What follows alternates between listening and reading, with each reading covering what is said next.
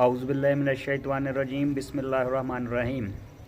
अस्सलाम वालेकुम नाज़रीन, मैं दवाखाना हकीम तालब सैन से हकीम इफ्तिखार ताली बात कर रहा हूँ। उम्मीद है आप सब लोग खैरियत से होंगे।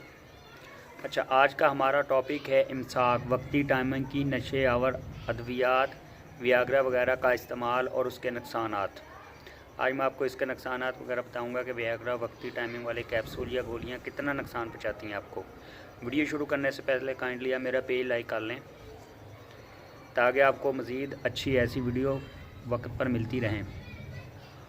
टाइमिंग और नशा आवर वक्ती अद्वियात चाहे देसी ही क्यों ना हो, इनसे आर्जी तौर पर तो टाइमिंग बढ़ सकती है, लेकिन इससे ज़ूफ़ बा मतलब कि मर्दाना कमज़ोरी पैदा हो सकती है। सजाक, जरियान, ज़ूफ़ मसाना, ज़ैपितस और ज़ूफ़ दिमाग वगैरह जैसे अमराज पैदा होते हैं। टाइमिंग की अद्वियात के आदि जैसे गोलियां, कैप्सूल, स्प्रे वगैरह के बगैर हम बिस्तरी पर कादर नहीं हो सकते, मतलब कि हम बिस्तरी नहीं कर सकते। ऐसे अफराद थोड़ी मुद्दत के बाद सारी कुव्वत खोकर बिल्कुल नामर्द हो जाते हैं, जिनका इलाज देसी अद्वियात से भी इतनी आसानी से मुमकिन नहीं होता।